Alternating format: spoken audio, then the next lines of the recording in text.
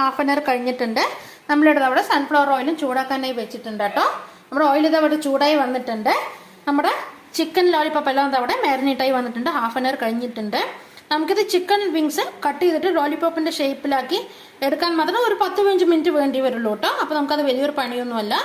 നമ്മൾ ഹെൽത്തി ആയിട്ട് വീട്ടിലുണ്ടാക്കി കഴിക്കണമെന്നുണ്ടെങ്കിൽ നമുക്ക് കുറച്ച് പണിയെടുത്തല്ലേ പറ്റുള്ളൂ. അപ്പോൾ നമുക്ക് ഹെൽത്തി ആയിട്ട് പുറത്തുനിന്ന് വാങ്ങി കഴിച്ച് ഹെൽത്ത് കേട് വരുത്താതെ ഹെൽത്തി ആയിട്ട് വീട്ടിൽ തന്നെ ഉണ്ടാക്കി കഴിക്കുകയാണെങ്കിൽ നമ്മുടെ ഹെൽത്തിന് ഒരു പ്രോബ്ലം വരില്ല കേട്ടോ. അപ്പോൾ നമുക്ക് കുറച്ച് പണിയെടുത്താലും കുഴപ്പമില്ല. നമുക്ക് വീട്ടിൽ തന്നെ വളരെ ഹെൽത്തി ആയിട്ട് നമുക്ക് ഇഷ്ടമുള്ള ഭക്ഷണം എല്ലാം ഉണ്ടാക്കി കഴിക്കാം കേട്ടോ. അപ്പോൾ പറ്റുന്നവർ ഇത് വീട്ടിൽ ട്രൈ ചെയ്ത് നോക്കാം കേട്ടോ. അപ്പോൾ നമുക്കിത് എണ്ണ ചൂടായി വന്നിട്ടുണ്ട്.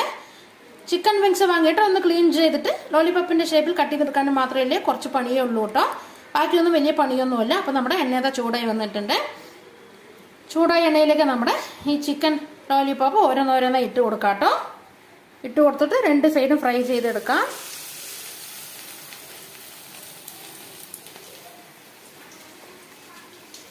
എല്ലാവരും വീട്ടിലിത് ട്രൈ ചെയ്ത് നോക്കുക കേട്ടോ. ട്രൈ ചെയ്ത് നോക്കിയിട്ട് നിങ്ങളുടെ ഫീഡ്ബാക്ക് എന്താണെങ്കിലും ഞങ്ങളുടെ കമന്റ് ബോക്സിൽ അറിയിക്കാൻ മറക്കരുതേ. ചൂടായ എണ്ണയിലേക്ക് നമുക്ക് ഈ ലോലിപോപ്പ് ഓരോന്നോരോന്നായി ഇട്ട് കൊടുക്കാം.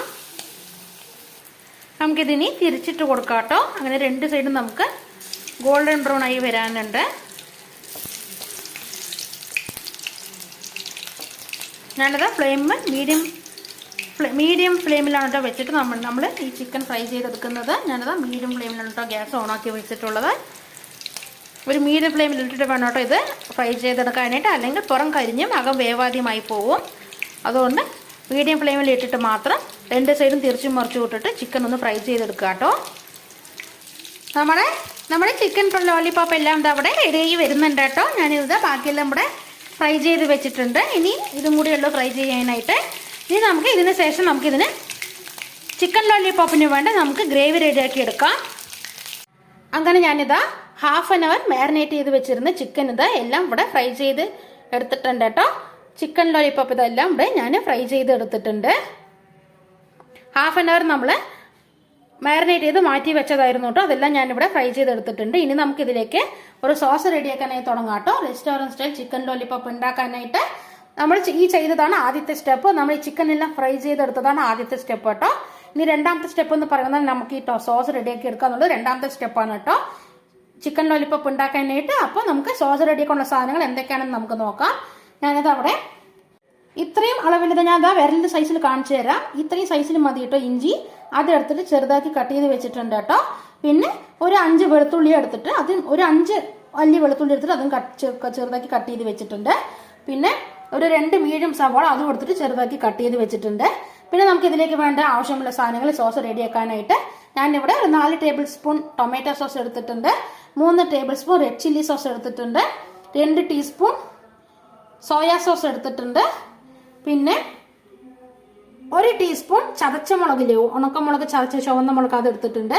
പിന്നെ ഞാൻ ഇതിലേക്ക് കുരുമുളക് പൊടിയും കൂടെ ചേർക്കുന്നുണ്ട് കുറച്ച് സ്പൈസിനെസ് കിട്ടാൻ വേണ്ടിയിട്ട്. ഞാൻ ഇവിടെ 1 ടീസ്പൂൺ കുരുമുളക് പൊടിയും കൂടെ ചേർക്കുന്നുണ്ട് കേട്ടോ. ഇതിന്റെ ആവശ്യമില്ല. സാധാരണ നമ്മൾ ചേർക്കാറില്ല ചിക്കൻ ലോലിപോപ്പിലേക്ക്. ഞാനിവിടെ കുറച്ചും കൂടി ടേസ്റ്റ് കിട്ടാനും അതേപോലെ സ്പൈസിനെസ് കിട്ടാൻ വേണ്ടിയിട്ടാണ് ഞാനിവിടെ കുരുമുളക് പൊടി ഇതിലേക്ക് വീണ്ടും ചേർക്കുന്നത് കേട്ടോ. ഈ സോസ് റെഡിയാക്കി എടുക്കുമ്പോൾ വീണ്ടും കുരുമുളക് പൊടി ചേർക്കുന്നത് കേട്ടോ. നമ്മൾ ഇത് ഫ്രൈ ചെയ്യുമ്പോൾ അതിലേക്ക് നമ്മൾ ഓൾറെഡി ചിക്കൻ ഫ്രൈ ചെയ്യുമ്പോൾ തന്നെ അതിലേക്ക് നമ്മൾ പെപ്പർ പൗഡർ ചേർത്തിട്ടുണ്ടായിരുന്നു, കുരുമുളക് പൊടി ചേർത്തിട്ടുണ്ടായിരുന്നു. ഇതിൽ ഇനി ഈ സോസിലേക്ക് വേണമെങ്കിൽ മാത്രം ചേർത്താൽ മതി കേട്ടോ. ആവശ്യമില്ലെങ്കിൽ നിങ്ങൾക്ക് ചേർത്ത് കൊടുക്കേണ്ട ആവശ്യമില്ല. എനിക്ക് കുറച്ചും കൂടി ടേസ്റ്റ് കിട്ടാനും അതേപോലെ കുറച്ചും കൂടി സ്പൈസിനെസ് കിട്ടാൻ വേണ്ടി മാത്രം കേട്ടോ ഞാനിവിടെ കുരുമുളക് പൊടി വീണ്ടും ചേർത്ത് കൊടുക്കുന്നത്. പിന്നെ ഈ സോസിലേക്ക് വേണ്ട ആവശ്യത്തിനുള്ള ഉപ്പ് മാത്രം എടുത്താൽ മതി. ഞാനിവിടെ ഒരു 1/4 ടീസ്പൂൺ ഉപ്പ് മാത്രം എടുത്തിട്ടുണ്ട് കേട്ടോ. നമ്മൾ ഓൾറെഡി ഇവിടെ ചിക്കൻ ഫ്രൈ ചെയ്യുമ്പോൾ അതിലേക്ക് ഉപ്പ് ചേർത്തിട്ടുണ്ടായിരുന്നു. അതുകൊണ്ട് സോസിലേക്ക് വേണ്ട ഉപ്പ് മാത്രം എടുത്താൽ മതി കേട്ടോ. ഉപ്പ് കൂടി പോകാതെ ശ്രദ്ധിക്കണം. പിന്നെ ഞാനൊരു ലാസ്റ്റ് ഗാർണിഷ് ചെയ്യാൻ വേണ്ടിയിട്ട് കുറച്ച് മല്ലിയിലയും കുറച്ച് സ്പ്രിംഗ് ഓണിയനും എടുത്തിട്ടുണ്ട് കേട്ടോ. നിങ്ങളുടെ കയ്യിൽ സ്പ്രിംഗ് ഓണിയൻ ഇല്ലാന്നുണ്ടെങ്കിൽ നിങ്ങൾക്ക് മല്ലിയില മാത്രം ചേർത്ത് കൊടുത്താൽ മതിയാവും. അത് മാത്രം ചേർത്ത് കൊടുത്തിട്ട് ഗാർണിഷ് ചെയ്താൽ മതിയാവും സ്പ്രിംഗ് ഓണിയൻ ഇല്ലാന്നുണ്ടെങ്കിൽ. പിന്നെ ഇതിലേക്ക് ആവശ്യമുള്ള സാധനം കുറച്ച് വെള്ളമാണ് കേട്ടോ. അതെത്ര അളവെന്നുള്ളത് ഞാൻ പിന്നീട് പറഞ്ഞു തരാം. അപ്പോൾ നമുക്കിതാ ആദ്യം പാൻ ചൂടാക്കാനായി വെച്ചിട്ടുണ്ട് കേട്ടോ. ഇതിൽ ഞാൻ ഇവിടെ പാൻ ചൂടാക്കാനായി വെച്ചിട്ടുണ്ട്. ഇനി ഇതിലേക്ക് നമുക്ക് 2 ടീസ്പൂൺ സൺഫ്ലവർ ഓയിൽ ഒഴിച്ച് കൊടുക്കാം കേട്ടോ. ഞാനിതവിടെ ചിക്കൻ ഫ്രൈ ചെയ്തെടുത്ത ആ എണ്ണ എടുത്തിട്ടുണ്ട്. സൺഫ്ലവർ ഓയിൽ തന്നെ എടുത്തിട്ട് 2 ടീസ്പൂൺ ഒഴിച്ച് കൊടുത്തിട്ടുണ്ട് കേട്ടോ. ഇനി ഇതൊന്ന് ചൂടായി വന്നതും അതിലേക്ക് നമ്മൾ കട്ട് ചെയ്ത് വെച്ചിരിക്കുന്ന ജിഞ്ചറും ഗാർലിക്കും കൂടെ ചേർത്ത് കൊടുക്കാം. നമ്മുടെ സൺഫ്ലവർ ഓയിൽ ഇത് ചൂടായി വന്നിട്ടുണ്ട്. ഇനി അതിലേക്ക് നമ്മുടെ ഗാർലിക്കും ജിഞ്ചറും കൂടെ ചേർത്ത് കൊടുക്കാം കേട്ടോ. ഇതൊന്ന് ചെറുതായിട്ട് മൂത്ത് വന്നതും അതിലേക്ക് നമ്മൾ കട്ട് ചെയ്ത് വെച്ചിരിക്കുന്ന നമ്മൾ ഈ സവോള ചേർത്ത് കൊടുക്കാം കേട്ടോ. അങ്ങനെ നമ്മളിത് ചെറുതായിട്ടൊന്ന് മൂത്ത് വന്നിട്ടുണ്ട്, ഈ ജിഞ്ചറും ഗാർലിക്കും. ഇനി ഇതിലേക്ക് നമുക്ക് നമ്മൾ കട്ട് ചെയ്ത് വെച്ചിരിക്കുന്ന സവോള ചേർത്ത് കൊടുക്കാം. നമ്മളിത് സവോള ചേർത്ത് കൊടുത്തിട്ടുണ്ട് കേട്ടോ. ഇത് ചെറുതായിട്ടൊന്ന് കളർ മാറി വരട്ടെ, ഒരുപാട് കളർ മാറേണ്ട ആവശ്യമില്ല. ചെറുതായിട്ടൊന്ന് കളർ മാറി വന്നതും അതിലേക്ക് നമ്മുടെ ഉണക്കമുളക് ചതച്ചതും പെപ്പർ പൗഡർ ഉപ്പും കൂടെ ചേർത്ത് കൊടുക്കാം കേട്ടോ.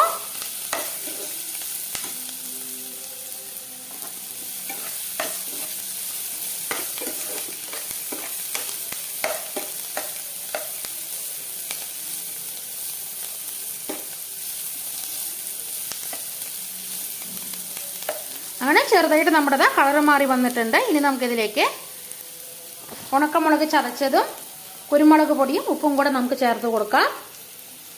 അതും കൂടെ ചേർത്ത് കൊടുത്തിട്ട് ഒന്ന് ചെറുതായിട്ടൊന്ന്